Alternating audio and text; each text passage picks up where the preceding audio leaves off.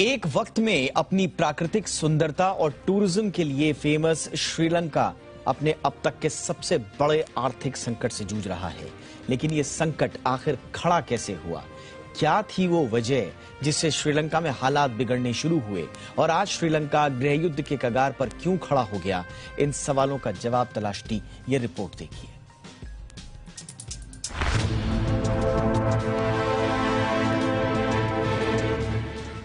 खाने के लिए अनाज नहीं, इलाज के लिए दवाइयां नहीं, 16 घंटों तक बिजली कटौती, विदेशी कर्ज चुकाने को पैसे नहीं। भारत का पड़ोसी मुल्क श्रीलंका सुलग रहा है।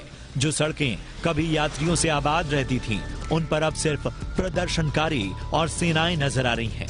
हर गुजरते दिन के साथ सरकार समर्थकों और विरोधियों के बीच हिंसा बढ़ती जा रही है।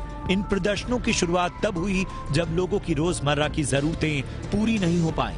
बढ़ते आर्थिक संकट के चलते मार्च के अंत में लोगों का गुस्सा फूट पड़ा और गुस्साए लोग सड़कों पर उतर आए। लोगों ने सरकार से जवाबदेही की मांग की। विरोध प्रदर्शन को रोकने के लिए पुलिस को तैनात किया गया, कर्फ्यू लगाया गया। शांतिपूर्ण प्रदर्शन तब उग्र होने लगे जब राष्ट्रपति राजपक्षे ने 1 अप्रैल को आपातकाल लगाया।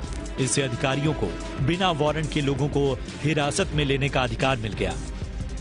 आपातकाल के फैसले से प्रदर्शनकारी और उग्र हो गए। कर्फ्यू की परवाह किए बिना प्रदर्शन तेज कर दिए गए, जिसके बाद पुलिस ने सैकड़ों प्रदर्शनकारियों को गिरफ्तार कर लिया और तब से ये प्रदर्शन लगातार जारी है। श्रीलंका में आज जो हालात पैदा हुए हैं, उसकी पटकथा काफी पहले से लिखी जा रही थी। श्रीलंका में बिगड़े हालात के लिए सरकार का गलत प्रबंधन भी जिम्मेदार माना जाता है। विशेषज्ञों के मुताबिक पिछले 1 दशक के दौरान सरकार ने विदेशों से भारी भरकम कर्ज लिया। कर्ज के अलावा रासायनिक उर्वरकों पर प्रतिबंध और भारी बारिश से स्थिति बिगड़ी। इससे किसानों की फसल बर्बाद हो गई। कोरोना ने भी यहाँ आर्थिक संकट के हालात पैदा किए। स्थिति खराब हुई थी कि रूस और यूक्रेन की जंग ने श्रीलंका की इकोनॉमी की कमर पूरी तरह से तोड़ दी। श्रीलंका में हालात कितने खराब हैं, वो इसी से समझा जा सकता है। पिछले कई महीनों से देश में महंगाई दर दहाई अंकों में है। श्रीलंका मुख्य खाद्य पदार्थों और ईंधन के लिए भुगतान तक नहीं कर पा रहा। सरकार के पास दूसरे देशों से खरीदारी के लिए पैसा नहीं बचा है। भारत मदद कर रहा है, लेकिन देश में आवश्यक वस्तुओं की कीमतें आसमान छू रही हैं।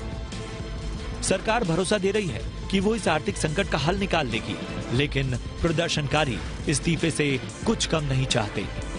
ब्यूरो रिपोर्ट, जी मीडिया।